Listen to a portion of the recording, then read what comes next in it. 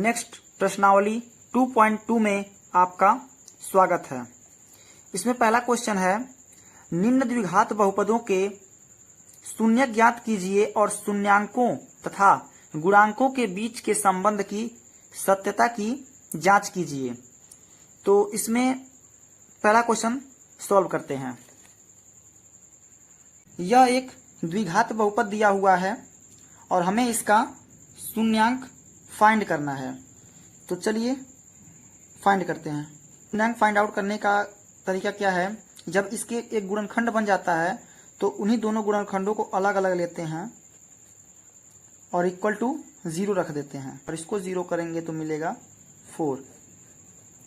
यानी कि हमें इसके दो शून्यांक प्राप्त हुए हैं, x इक्वल टू -2 एंड दूसरा 4।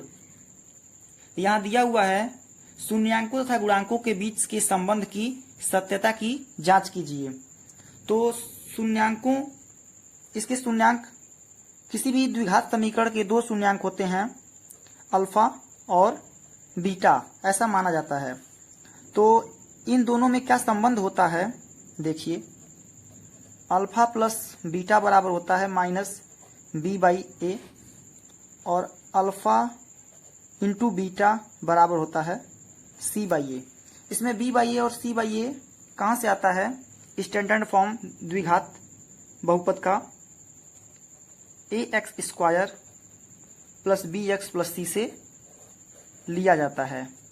ठीक है, तो हमें मिला है, इसके दो शून्यांक आए हैं -2 और 4। तो चलिए, ये बोल रखा है कि गुणांकों के बीच के संबंध की सत्यता की जांच कीजिए। तो देखिए, इसके गुणांक वाला जो संबंध है ये है, तो इसमें दो वैल्यू x की जो दी हुई आई है उसे रखते हैं। -2 इंटू 4 इक्वल टू c/a। इस समीकरण से इसका कंपैरिजन करते हैं। इसमें दिया हुआ है x² -2x -8। तो ये हमारा इक्वेशन है और स्टैंडर्ड फॉर्म है, ये है, तो इससे हम कंपैरिजन करेंगे।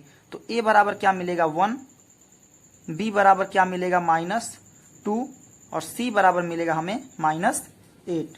तो यहाँ c की वैल्यू क्या है -8 और a की वैल्यू हमारी क्या है 1।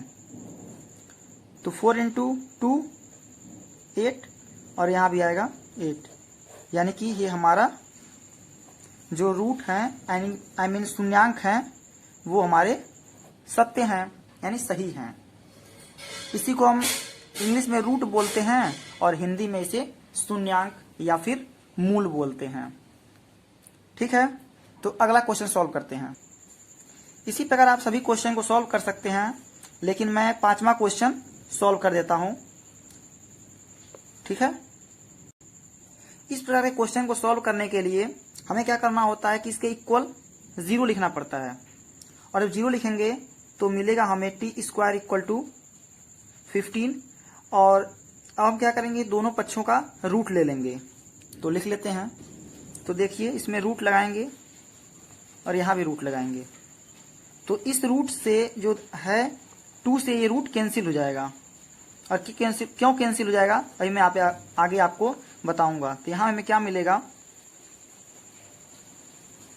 √15। जब भी हमें रूट मिलता है तो उसके सामने हमें प्लस माइनस लगाना होता है, यानी कि t की वैल्यू मिल गई ±√15। किसी भी संख्या की पावर रूट होने का मतलब ये होता है कि उस संख्या की पावर 1/2 है। तो उसी प्रकार जब 1/2 है यहाँ पे है, तो यहाँ पे जो t² दिया हुआ ऑलरेडी यहाँ पे t² है और ऊपर हमें 1/2 मिल गया, आई मीन इसका रूट लग गया। तो ये 2 होता है, 2 से 2 कैंसिल हो जाता है, इसलिए हमें t मिल जाता है। ठीक है, तो इसमें हम मान लेते हैं कि अल्फा बराबर +√15 है और बीटा बराबर -√15 है। तो अब हम सत्यता की जांच करते हैं। अल्फा बीटा बराबर c/a। हमारा जो स्टैंडर्ड फॉर्म होता है ये होता है ax² + bx + c। तो हमें जो इक्वेशन दिया हुआ है टी स्क्वायर माइनस 15। तो इसमें हमारी जो x का गुणांक है कुछ भी नहीं है तो 0t लिख सकते हैं। तो इसमें हम देख सकते हैं, अब कंपैरिजन कर सकते हैं इसमें। तो a बराबर 1 मिलेगा, b बराबर 0 मिलेगा और c बराबर 15 मिलेगा। तो इसमें देखिए अल्फा बीटा की हमारी वैल्यू है √15 इंटू माइनस √15 और c की वैल्यू है 15। जब दो सेम संख्याओं पे रूट लगा होता है और जब उसकी मल्टीप्लाई कराई जाती है तो रूट वहां से हट जाता है।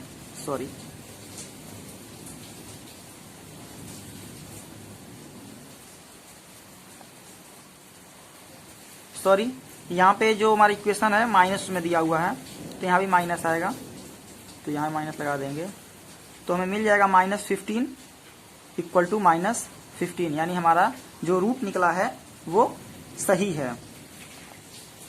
दो रूट सेम संख्याएं होती हैं तो रूट क्यों हट जाता है, देखिए कैसे हट जाता है। मैंने अभी ऊपर आपको बताया कि रूट का मतलब ये होता है कि उस संख्या की पावर 1/2।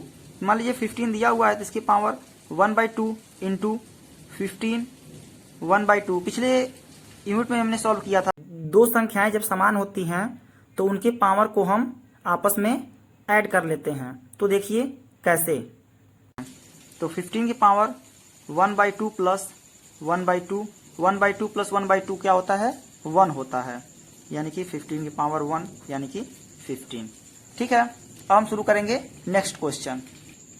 दूसरे क्वेश्चन में दिया हुआ है एक द्विघात बहुपद ज्ञात कीजिए जिसके शून्यांकों के योग तथा गुणनफल क्रमशः दी गई संख्याएं हैं। तो देखिए कैसे करेंगे। किसी भी द्विघात समीकरण के शून्यांक क्या होते हैं, अल्फा और बीटा, और जो इसमें दिया हुआ है कि शून्यांकों का योग यानी कि अल्फा प्लस बीटा बराबर क्रमशः दो संख्याएं, यानी कि 1/4 अल्फा प्लस बीटा बराबर दिया हुआ है और अल्फा बीटा बराबर दिया हुआ है -1। तो हमने पूछ रहा है कि द्विघात समीकरण ज्ञात कीजिए। द्विघात समीकरण क्या होता है, ax² plus bx plus c, इसे ही हमें फाइंड करना है, यानी कि a, b और c की वैल्यू हमें फाइंड करना है। तो हम यहाँ लिख सकते हैं अल्फा प्लस बीटा बराबर होता है -b/a और अल्फा बीटा बराबर होता है c/a। लेकिन जब हमें इस प्रकार का यानी कि परिमेय संख्या दी हुई रहती है, किसी भी मूल का जब सम परिमेय संख्या होती है तो उसमें -b/a यानी कि b और a की वैल्यू फाइंड आउट करने के लिए हमें क्या करना होता है कि इसको हम एक संख्या मानते हैं। जैसे कि मानेंगे कि यह एक संख्या है और इसके बट्टे हम 1 लिखेंगे, तो हमारी -b की वैल्यू क्या होगी 1/4 और a की वैल्यू क्या होगी 1, और यहां पर भी बट्टे 1 कर देंगे तो a की वैल्यू 1 सेम है और c की वैल्यू -1। अब हम इसी वैल्यू को उठा करके इस इक्वेशन में रख देंगे तो हमें द्विघात बहुपद प्राप्त हो जाएगा। तो चलिए रखते हैं। हमारी a की वैल्यू है 1x² और b की वैल्यू है, तो इस साइड माइनस है तो इस माइनस को इस साइड ट्रांसफर कर देंगे तो -1/4x हो जाएगा और c की वैल्यू है -1। अब हम 1/4 को ऐसे नहीं छोड़ सकते क्योंकि थोड़ा देखने में अच्छा नहीं लगता, इसलिए इक्वेशन को अच्छा बनाने के लिए हम इसके इक्वल 0 लगाते हैं और क्या करते हैं कि इसमें मल्टीप्लाई करा जाते हैं 4 का।